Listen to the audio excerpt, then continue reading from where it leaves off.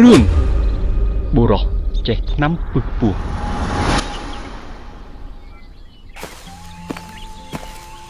មានថ្ងៃមួយបុរសឈ្មោះសុកធ្វើដំណើរទៅកាប់អុសនៅក្នុងព្រៃ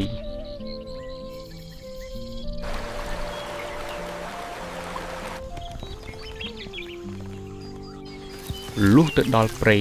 ដែលជាកន្លែងកាប់អុសនោះហើយឃើញខ្លាធំមួយស្លាប់នៅជើងដំបូកក្បែរច្រកចូលផ្លូវចៅសុកពិនិត្យមើលហេតុសពគ្រប់ទៅឃើញថាខ្លានេះស្លាប់ដោយសារពោះចឹកព្រោះនៅខាងក្រោមខ្លានោះមានរន្ធពោះមួយបុរសនោះមានចិត្តល្អសប្បុរសចំពោះសាកសពសត្វនោះណាស់ក៏ស្រាយថងយាមយកថ្នាំមកដុសលាបឲ្យខ្លានោះលុះបានមួយស្របក់ខ្លីខ្លាដឹងខ្លួនឡើងឃើញខ្លួនប្រឡាក់សុទ្ធតែថ្នាំដែលលាបក៏មានសេចក្តីទោមនស្សនឹងបុរសដែលលាបថ្នាំឲ្យហើយក្តីឲ្យថាមុខបានជាឯងរពឹសដៃ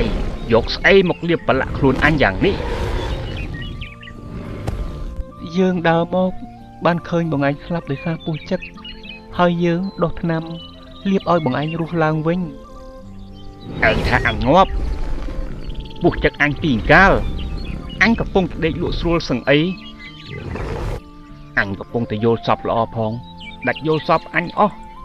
ដូច្នេះឯងត្រូវតែងាប់ត្រូវតែឲ្យអញស៊ីធ្វើជាអាហារ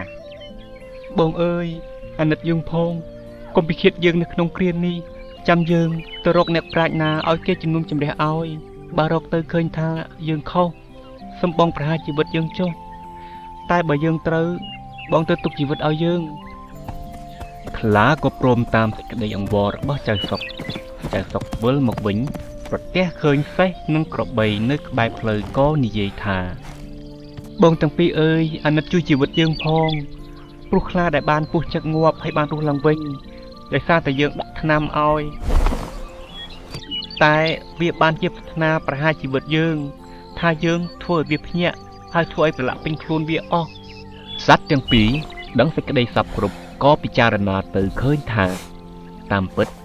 ត្រូវទៅកាត់ក្តីឲ្យបុរសនោះឈ្នះខ្លាប៉ុន្តែបើអញឲ្យបុរសនោះឈ្នះទៅមុខជាខ្លាគុំអញស៊ីអញជាអាហារពុំលេងក៏ប្រាប់ទៅចៅសុកថាបងឯងខុសមែនអើយឲ្យខ្លាស៊ីទៅចៅសុករឹតតែភ័យឡើងក៏លាសេះនឹងក្របីដើរយ៉ាងលឿនទៅទៀតលុះប្រទះឃើញនឹងសុភាទន្សាយចៅសឹកក៏ប្តឹងតាមដំណើរសុភាទន្សាយដឹងរឿងសពគ្រប់ក៏ប្រាប់សុកថាឲ្យទៅនិយាយអង្វរខ្លាទៀតទៅសឹមយើងទៅជួប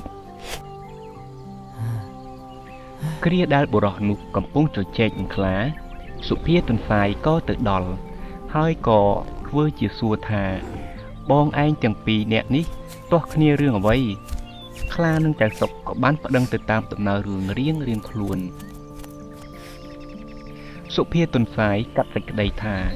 បើដូច្នេះត្រូវបងខ្លាឯងទៅដេកនៅត្រង់កន្លែងដដែលឲ្យយូរដូចពីមុនបើដល់ពេលត្រូវភ្ញាក់ហើយពុំមានស្លាប់អីទេនោះសឹមបងឯងមកពិឃាតមនុស្សនេះធ្វើជាអាចុះខ្លាទៅដេកតាមបង្គាប់ពស់ក៏ចេញពីរន្ធមកខ្លានោះស្លាប់ទៅ